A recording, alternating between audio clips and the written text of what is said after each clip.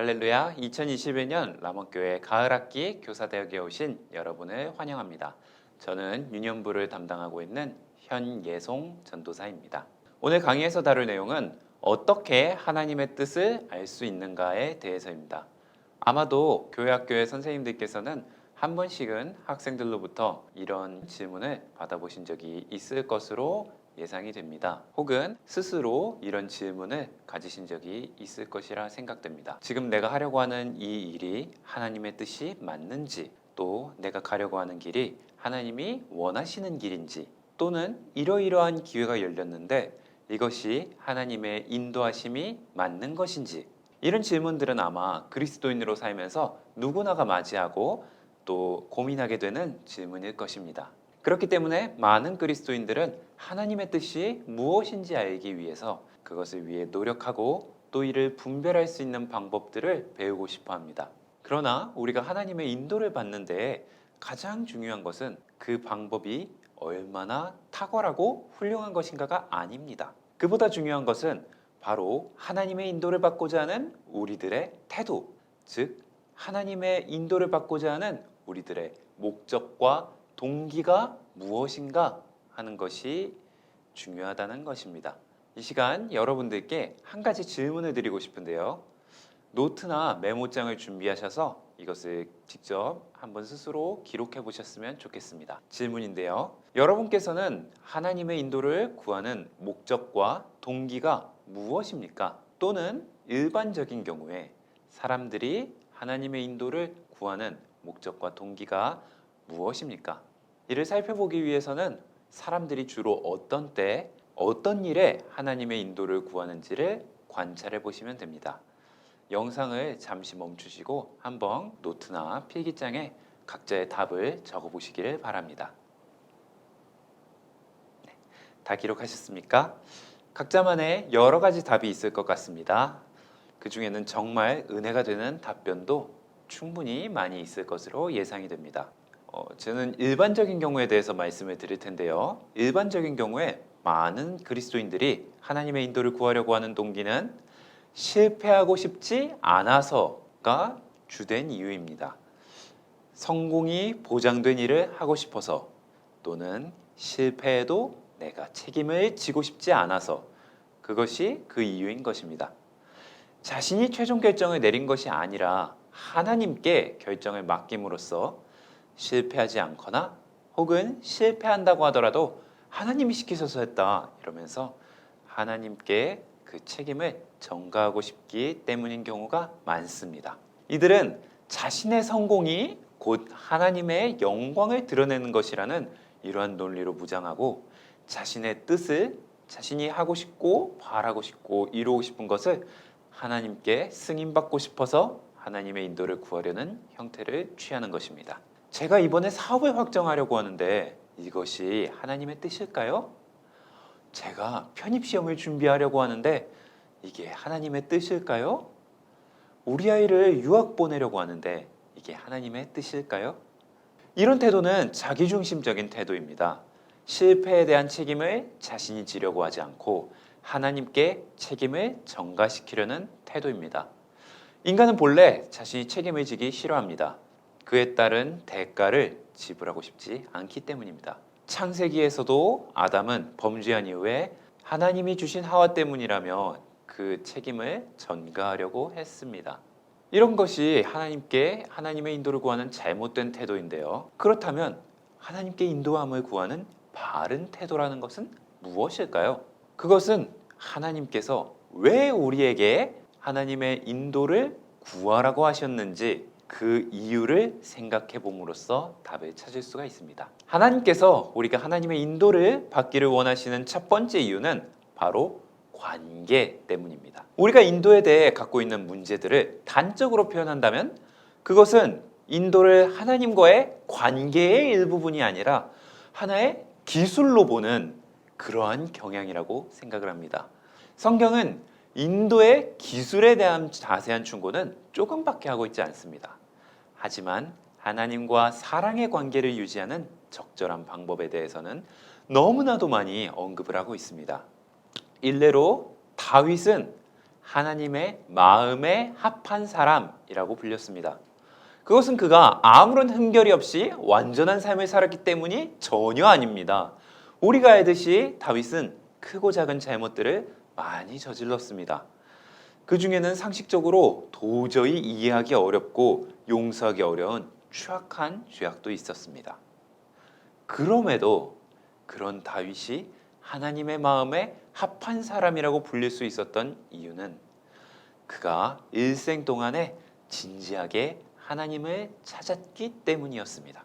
그는 모든 크고 작은 승리, 모든 크고 작은 실패에서 의도적으로 하나님을 연관시켰습니다. 그는 하나님께 불평을 토로했고 하나님을 찬양했으며 하나님을 의지했고 또 하나님을 경외했고 하나님을 사랑했습니다. 어떤 일이 일어나든지 다윗의 생각 속에서 하나님은 멀리 계시지 않았습니다. 그는 매일 세심하게 하나님이 인지하신다는 그 사실을 일상의 세세한 부분까지 적용을 시켰고 매일의 일상 속에서 하나님의 인도하심을 구하며 그분과의 친밀한 관계를 시로 표현하는 시간을 가지곤 했습니다.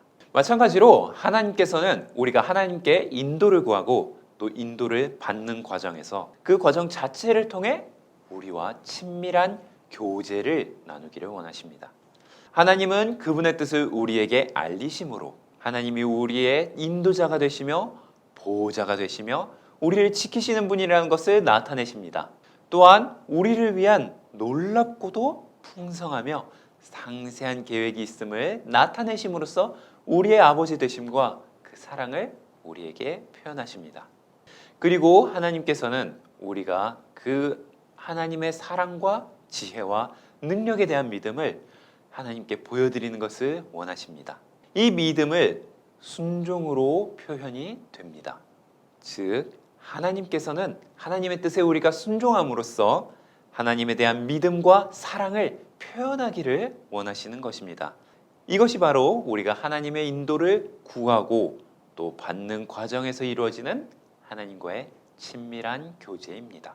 두 번째로 하나님께서 우리에게 인도를 구하라고 하시는 또 하나의 이유는 성숙입니다. 하나님의 뜻과 성숙은 깊은 관계가 있습니다. 하나님께서는 우리를 그냥 하나님의 지시에 맹목적으로 순종하는 기계적인 사람으로 만들고 싶어 하지 않으십니다. 하나님께서는 하나님을 알아주고 그분의 깊은 사랑과 지혜의 뜻을 알아주는 성숙한 자녀를 원하십니다. 그래서 성경에 자신을 계시하셨고 그것을 깨닫고 하나님의 뜻을 분별하여 하나님의 뜻에 자원하는 마음으로 즐겁게 순종하고 헌신하기를 원하시는 것입니다. 성숙해진다는 것은 크게 세 가지의 변화를 의미합니다. 첫 번째는 관점의 변화입니다. 자기를 위하고 일과 사역의 성공과 실패에만 집착하던 그런 관점에서 하나님이 무엇을 원하시고 하나님이 무엇을 기뻐하시는가 그것을 추구하는 관점으로 변화되는 것입니다. 둘째로는 관심의 변화입니다. 이전에는 일과 사역의 성공과 실패 여부의 관심 때문에 하나님의 인도를 구했었다면 이제는 그 목적이 하나님의 인도 그 자체를 즐기는 사람이 되어가는 것입니다. 즉 관계 이유를 다룰 때 말했던 것과 같이 아주 작고 평범한 일상을 포함한 모든 일상에서 하나님의 인도를 구하는 이유는 하나님의 임재하심을 느끼면서 그분과 교제하면서 누리는 친밀감 때문인 것으로 그 이유가 변화가 되는 것입니다. 세 번째로 성숙해진다는 것은 하나님이 주신 자원을 활용할 줄 알게 되는 것입니다. 하나님이 주신 지적 능력의 자원을 사용하고 그것을 통해 하나님이 누구이신지를 알아가며 그에 따라서 그분이 원하시고 기뻐하시는 뜻이 무엇인지를 분별하게 되는 것입니다. 또 하나님께서 주신 자유의지에 따라 자신이 개인적으로 원하는 것보다 하나님이 원하시고 하나님이 기뻐하시는 뜻을 행하기로 결정하고자 하는 그런 마음의 변화인 것입니다.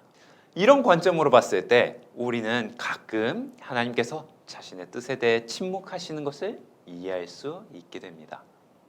때로 하나님께서 말씀해 주시지 않는 때가 있는데 그것은 결코 하나님께서 우리를 사랑하지 않으시거나 하나님이 무능하셔서가 아니라 지금은 우리가 스스로 결정해야 할 때라는 것입니다.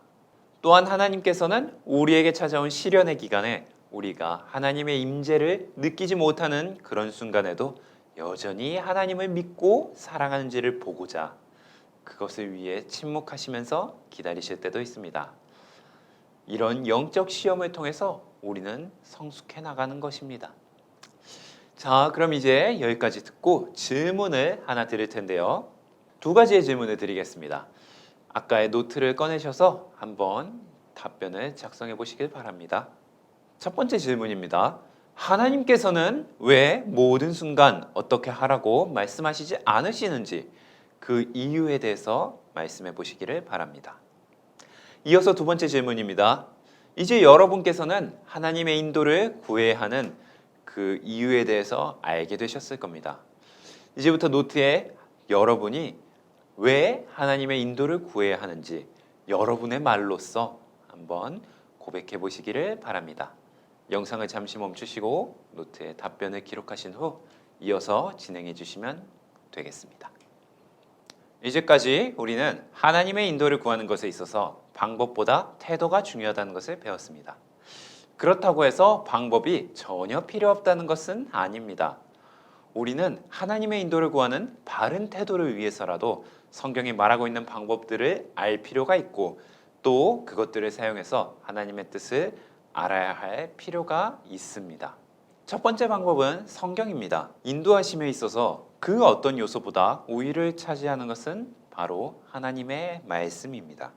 성경의 가르침에는 매일의 삶을 위한 대부분의 하나님의 뜻이 이미 계시가 되어 있습니다. 성경은 원리와 교훈, 금기와 약속의 집대서로 이걸 읽고 연구함으로써 우리는 하나님의 생각과 방법, 매일의 삶을 위한 그분의 뜻을 배울 수 있게 됩니다. 성경에 기록된 교훈은 우리가 기계적으로 따라야 하는 그런 규율로서 주어진 것이 아니라 삶의 모든 상황에 적용할 수 있는 원리들로서 주어져 있습니다. 그런데 주의해야 할 점이 있습니다. 어떤 사람들은 성경을 통해 하나님의 뜻을 찾는다고 말하면서 성경을 아무데나 펼치고 하나님이 삶의 중대한 결정에 관해 구체적으로 계시해 주시기를 원합니다. 마치 타로카드로 점을 치듯이 말입니다. 하나님께서 이런 방법으로도 전혀 계시하지 않는 것은 아니지만 이것은 성경을 통해 인도받는 것이 아니라 오히려 직접 계시를 통해 인도받는 것에 가깝습니다.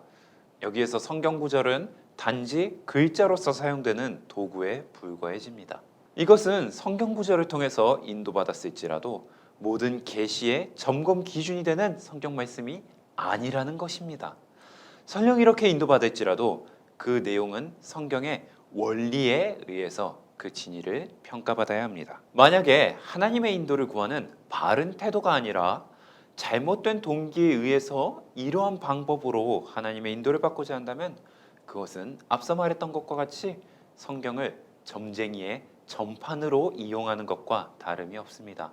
성경을 통해 인도를 받는 바른 방법은 문맥을 통해서 말씀을 바르게 해석하고 그 속에서 진리를 뽑아내어 그 안에 계시된 하나님의 뜻의 원리를 아는 것입니다. 성경에는 명백하게 진리를 드러내고 있는 구절들도 있지만 진리가 함축되어 있는 구절들도 있습니다. 이러한 구절들은 문맥에 대한 이해 없이 단편적으로 인용해서 그것을 하나님의 뜻이라고 단정했을 때 그 뜻을 곡해하기 쉬운 위험이 있습니다. 두 번째는 직접 계시입니다. 하나님께서는 때로는 꿈과 환상과 천사와 그 밖의 예외적인 현상으로 사람들에게 메시지를 주셨습니다. 오늘날에도 하나님께서는 간혹 초자연적인 방법으로 말씀하시기도 합니다. 그러나 성경을 살펴보면 성경에 기록된 수많은 인물들 중에서도 이런 직접적인 계시를 받은 인물은 소수에 불과하다는 사실을 알 수 있습니다. 하나님께서는 이런 기적을 자주 사용하시지는 않으며 또한 이런 현상들의 역할은 하나님의 뜻이 계시된 성경의 정경화가 맞춰진 이후에는 줄어들었음을 우리는 교회사를 통해 알 수 있습니다. 이는 성경을 통해서 하나님의 뜻이 충분히 계시되었기 때문입니다.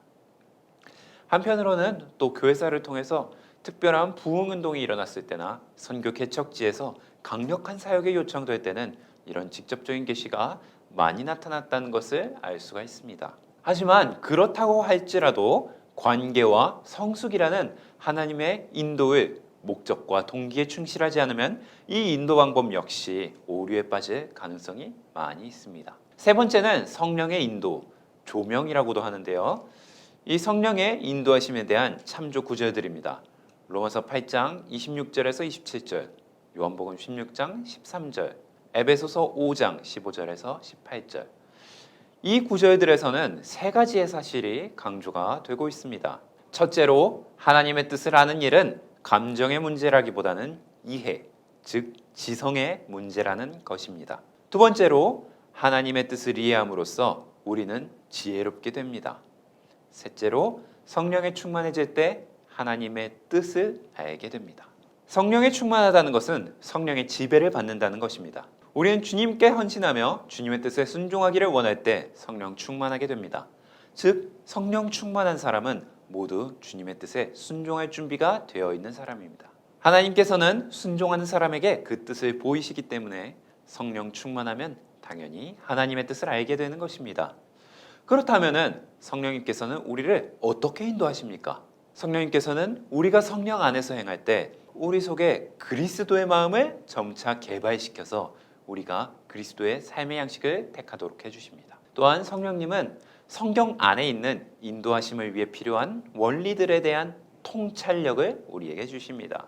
또 우리가 본받아야 할 성경적 모델들을 조명하시고 우리가 두려워해야 할 것들에 대한 경고를 주십니다. 성령님은 하나님의 뜻을 억지로 받아들여야 하는 짐이 아니라 기쁨과 즐거움이 되게 해주십니다. 또 성령님은 우리가 우리의 에너지를 쏟아야 할 목표를 선택하는 데 도움을 주십니다. 또 때로 성령님이 보시기에 하나님의 영광이나 우리의 최고의 선에 기여하지 않을 계획에 그분의 부정적인 권위 내지는 거부권을 행사하십니다. 이를 다른 말로는 성령의 견제라고도 부릅니다. 또 성령님께서는 우리가 하나님의 뜻을 향해 움직이고 있을 때 부드러운 격려를 해주십니다. 이것은 내적 평강과 확신감의 형태로 나타납니다. 네 번째 방법은 기도입니다. 기도의 목적 역시 자신의 뜻을 관찰하는 것이 목적이 아닙니다. 하나님과의 대화를 그 교제를 나누는 것이 목적이며 또한 이는 하나님의 인도하심을 구하는 목적이기도 합니다. 사람들이 문제를 만나서 하나님의 인도를 구하는 첫 번째 반응이 바로 기도일 것입니다. 그래서 기도와 인도는 마치 몸이 붙은 쌍둥이와도 같습니다. 올바른 기도는 성령의 인도하심을 받는 중요한 수단이 됩니다. 그리고 기도를 통해서 우리가 얻었다고 생각되는 그 인도하심을 점검해 볼 수도 있습니다. 성령 안에서의 진실한 기도가 없는 곳에서는 성령님의 인도하심을 경험할 여지조차 없습니다. 다섯 번째 방법은 상황, 열린 문이라고도 하는데요. 하나님의 뜻과 섭리는 반드시 이루어집니다. 상황은 그런 하나님의 섭리를 반영하고 있기 때문에 우리는 많은 경우에 상황을 통해서도 하나님의 인도하심을 받습니다. 그러나 상황이 하나님의 섭리를 반영할지라도 상황을 하나님의 인도의 절대적인 수단으로 받아들여서는 안 됩니다. 왜냐하면 상황은 해석에 따라 달라질 수 있기 때문입니다. 하나님께서는 열린 문을 통해서 인도하심을 보여주실 수도 있지만 열린 문이라고 해서 모두가 하나님의 인도하심은 아니라는 것을 알아야 합니다. 하나님께서 요나에게 니느웨로 가라고 하셨을 때 요나가 다시스로 도망치려고 욥바라는 항구에 내려갔더니 거기에는 마침 다시스로 가는 배가 있었습니다. 어쩌면 이것이 요나에게는 열린 문으로 보였을지도 모릅니다. 하지만 그 배에 타는 것은 결코 하나님의 뜻이 아니었습니다. 요나의 예시로 인해서 어쩌면은 나도 하나님의 뜻대로 하지 못할까 봐, 또 그로 인해서 요나가 풍랑을 겪은 것처럼 나도 고난을 겪을까 염려하거나 불안하신 분들이 있을지도 모르겠습니다. 하지만 우리가 믿음으로 주님께 길을 맡기게 된다면 하나님께서는 상황을 조절하셔서 하나님의 계획에 부합하는 그러한 기회들을 우리에게 주십니다. 하나님께서 우리를 향한 구체적인 뜻을 가지고 계신 이유는 우리를 사랑하시기 때문입니다. 우리가 그 사랑의 관계 안에서 전적으로 헌신된 믿음과 순종의 태도를 가지고 성경에 게시된 하나님의 뜻의 원리 안에서 행한다면 하나님께서는 우리가 그분의 뜻대로 100% 행하지 않았다고 할지라도 노여워하거나 벌을 주지 않으십니다. 오히려 상황을 조절하셔서 우리가 자연스럽게 그분의 뜻을 알 수 있도록 상황을 조절해 주십니다. 여섯 번째 방법은 내적 평안입니다. 성령의 인도하심에서 언급했던 것처럼 우리가 하나님의 뜻을 행하고 있다면 성령님께서 주시는 내적 평안을 맛볼 수가 있습니다. 또 하나님의 뜻을 거슬리고 있다면 성령의 부정적인 느낌, 즉 성령의 견제를 느낄 수 있습니다.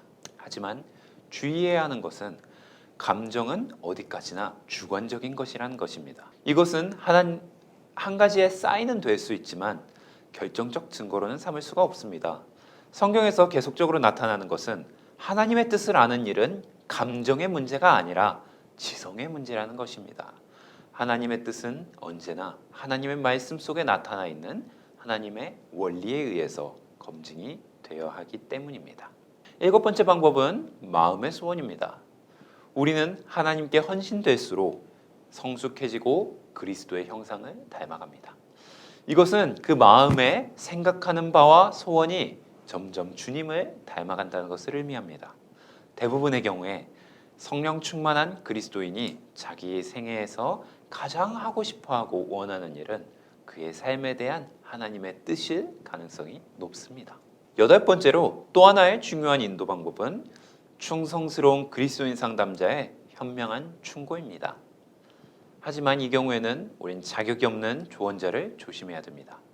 첫째로는 성경을 인간 행동의 지침으로 삼지 않는 구원받지 않은 사람들의 조언은 조심해야 합니다. 두 번째로 개인의 자아 때문에 객관성을 잃어버린 육적인 그리스도인이나 또는 오래 믿은 그리스도인들이 틀린 생각에서 하는 그러한 충고들을 조심해야 할 필요가 있습니다.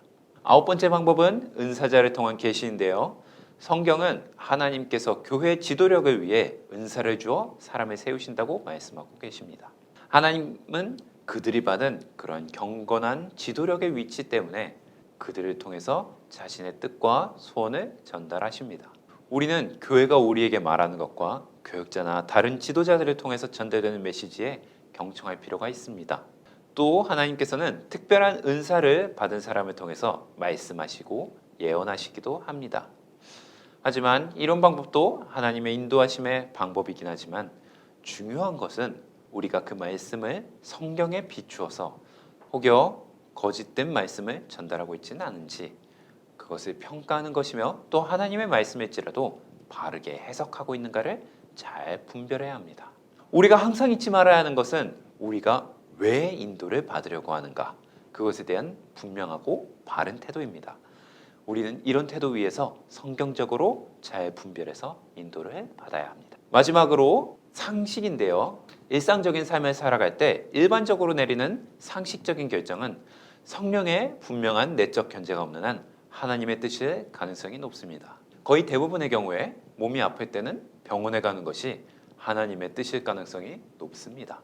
간혹 하나님께서 상식에 위배되는 것처럼 보이는 어떤 것을 요구하실 때가 있는데 그때는 우리의 믿음을 보고자 하실 때입니다. 그런 상황이 아니라면 대부분의 경우 상식에 기초한 일상적인 행동은 하나님의 뜻일 가능성이 높다는 것입니다. 우리는 이렇게 하나님의 뜻을 발견하는 방법 10가지를 배웠습니다. 이제 10가지 방법을 통해서 하나님의 뜻에 맞게 결정을 내리는 작업이 남았는데요. 이 작업을 위해서 우리는 먼저 결정하는 원칙을 알아야 합니다.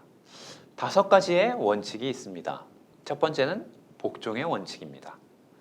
복종의 원칙이란 하나님의 뜻이 무엇이든지 그 뜻에 순종하기를 헌신하는 태도입니다. 이는 내 성향이나 내 인간적인 소망에 배치된다고 할지라도 하나님의 뜻에 따르겠다는 그런 의지를 포함하고 있는 말입니다.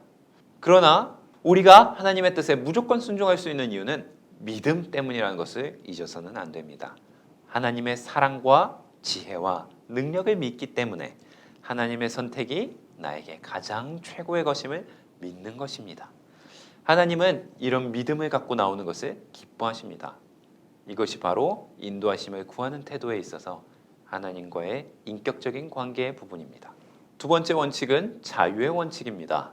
하나님이 도덕적으로 이미 계시하신 영역 내에서는 특별히 말씀하시지 않는 한 성령님의 인도를 받으면서 자유롭게 결정할 수 있으며 또 그렇게 결정할 책임이 우리에게 있다는 것입니다. 이것은 다음에 두 가지를 전제하는데요. 첫 번째로 개인이 자유로이 결정할 수 있는 일에 대해서는 하나님이 계획을 가지고 계시더라도 일일이 하나하나 지시하시지는 않는다는 것입니다. 물론 특별히 말씀하셔야 하는 상황은 예외입니다. 두 번째로는 성경의 원리 안에서 그 말씀의 기본적인 뜻에 배치되지 않는 한 하나님께서는 우리의 결정을 긍정적으로 받아주신다는 것입니다. 만약 우리가 하나님의 기본적인 뜻에 어긋나지는 않았지만 덜 지혜로운 결정을 내렸고 그것이 좋지 않은 결과를 가져다 주게 된다면 하나님께서는 자연스럽게 우리를 바른 방향으로 인도하시면서 또 우리의 결정이 최선의 것이 되도록 합력하여 선을 이루게 하실 것입니다. 세 번째 원칙은 지혜의 원칙인데요. 하나님의 인도를 바르게 받고 판단하고 결정하기 위해서는 지혜가 필요합니다. 지혜는 하나님의 고유의 본성입니다. 그렇기 때문에 하나님으로부터 얻을 수가 있는데 이것은 모든 사람에게 주어지는 것이 아니라 오직 그 가치를 인식하고 그 지혜를 추구하는 사람에게 주어집니다. 그 지혜의 가장 큰 원천은 바로 성경입니다. 그러나 성경 외에도 우리는 여러 가지 자원을 통해서도 얻을 수가 있습니다. 지혜를 구하는 일은 객관적인 동시에 인격적인 일입니다. 하나님께서는 이 지혜를 나눠주시는 모든 과정에 일일이 관여하시기 때문에 믿음으로 구하고 경외와 겸손과 순종과 충성의 태도로 구하는 자에게 그 지혜를 주십니다. 네 번째 원칙은 겸손의 원칙인데요. 우리가 아무리 도덕적인 영역 안에서 하나님께 얻은 지혜로 자유롭게 결정할 수 있다고 할지라도 하나님의 주권적인 역사를 잊어서는 안 됩니다. 결국 만사를 결정하고 이루신 것은 하나님이십니다. 그러므로 우리가 최선을 다해서 뜻을 결정했을지라도 늘 하나님께 주목하고 그분의 역사하심에 민감해야 합니다. 다섯 번째 원칙은 재확인의 원칙인데요. 우리가 아무리 신중하게 하나님의 뜻이라고 믿어지는 것에 대해 결정을 내렸을지라도 재확인을 할 필요가 있습니다. 기드온의 양털 펴놓기는 하나님의 뜻을 발견하는 방법이 아니라 확신을 위한 재확인의 방법입니다. 무엇보다 가장 중요한 재확인의 작업은 하나님의 말씀에 그것을 비추어 보고 기도하는 것입니다. 자, 그럼 이제 우리가 배운 방법과 원칙에 따라서 하나님의 뜻에 맞게 결정하는 실제적인 방법을 한번 알아보겠습니다. 먼저 첫 번째로 하나님의 인도를 받으려는 자신의 동기와 목적을 그리고 태도를 바르게 하십시오.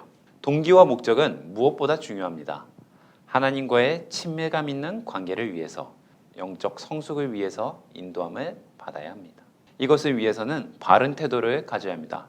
우선은 복종의 원칙에 따라 하나님의 뜻에 순종하고 행하는 데 헌신되어야 합니다. 두 번째로 하나님의 의도와 관점의 원리를 알기 위해 성경 말씀을 듣고 읽고 공부하고 암송하고 묵상하는 일에 헌신하십시오. 이것은 여러분들에게 하나님에 대해 깊이 알게 하고 영적 통찰력과 분별력과 지혜를 줄 것입니다. 여러분은 이 영적 지혜를 사용하여 하나님의 뜻을 분별할 수 있습니다. 세 번째로 매사에 기도함으로써 성령님의 인도함을 받으십시오. 성령님께서는 우리 속에 그리스도의 마음을 점차 개발시켜서 우리가 그리스도의 삶의 양식을 택하도록 해주시고 또 성경에 있는 인도하심을 위해 필요한 원리들에 대해 통찰력을 주십니다. 또한 우리가 본받아야 할 성경적 모델을 조명하시고 우리가 두려워해야 할 것들에 대해 경고를 주시며 우리가 힘을 쏟아야 할 목표를 선택하는 데 도움을 주십니다. 한편 우리가 잘못 결정할 땐 견제하시기도 하고 바르게 결정할 때에는 내적 평강과 확신감의 형태로 부드러운 격려를 해주십니다. 네 번째로 결정을 내려야 하는 중요한 문제에 부딪혔을 때는 그 문제에 대해 성경이 말하고 있는 명령과 원칙을 찾아보십시오. 기도와 성경의 연구, 묵상으로 인도함을 받을 수 있게 될 것입니다. 말씀과 기도로 성령님의 인도함을 구했지만 뜻을 확신하지 못했을 때에는 여러 가지 다른 인도 방법을 사용하십시오. 성경의 명령과 원칙, 기도, 상황, 조언, 직접 계시, 내적 평강, 성령의 조명, 마음의 소원, 상식 등의 인도 방법을 사용해서 하나님의 뜻에 맞는 결정을 내리십시오. 이 상황에 도움이 되는 것은 의사결정 도표입니다. 보여드리는 도표 안에 찬성과 반대의 칸에 각 항목에서 연유된 요인들을 기록하십시오. 아무리 사소하게 보일지라도 모든 것을 포함해야 합니다. 그래서 한쪽이 결정적으로 드러나게 되면 기도하여 재확인한 후 결정하십시오. 7번째로, 만약 이렇게까지 했는데도 인도하심이 없다면 다시 한번 태도의 문제를 점검해 보시길 바랍니다. 겸손의 문제나 불순종의 문제, 혹은 고백하지 않은 죄가 있는지 스스로 점검해 보십시오. 만약 주님과의 관계에 문제가 있었다면 그것을 회개하고 관계를 다시 회복하십시오. 8번째로, 태도에 문제가 없었다면 기다리라는 뜻이거나 혹은 여러분 스스로가 성숙하게 결정을 내리라는 뜻일 수도 있습니다. 기다림은 믿음의 또 다른 표현입니다. 즉, 기다림도 인도받음의 중요한 목적이 될 수 있는 것입니다. 9번째로, 일단 결정이 내려졌다면 믿음으로 발을 내딛고 결정된 것을 행하십시오. 올바른 결정이라도 장애물이 있을 수 있습니다. 장애물을 두려워하거나 그것 때문에 의심하지 말고 믿음으로 계속 실천하십시오. 마지막으로, 모든 결정에 하나님께 감사하십시오. 선하신 하나님은 항상 그 결과를 좋게 만드실 것입니다. 이렇게 우리가 하나님의 뜻을 구해야 하는 이유에 대해서, 그리고 그것을 어떤 태도와 방법으로 추구해야 하는지에 대해서 배우는 시간을 가졌습니다. 바라건대 우리 교회학교 선생님들께서도 이렇게 나를 향하신 하나님의 뜻이 무엇인지를 묻고 또 구하는 과정을 통해서 하나님과 기쁨과 은혜의 관계 속으로 들어가 그분의 뜻을 알며 더욱 성숙해 나가시기를 소망합니다. 그리고 나아가 우리의 아이들이 하나님의 뜻에 관해서 우리에게 물어올 때, 그때 아이들에게 하나님의 뜻을 구하고자 했던 그들의 마음의 동기가 무엇이었는지 돌아보도록 도와주고, 하나님의 뜻을 구하는 과정을 통해서 하나님과의 관계와 성숙의 축복으로 들어가도록 안내자가 되어주시는 우리 남원교회 교회학교 선생님들이 되어주시기를 주님의 이름으로 축복합니다. 수고하셨습니다.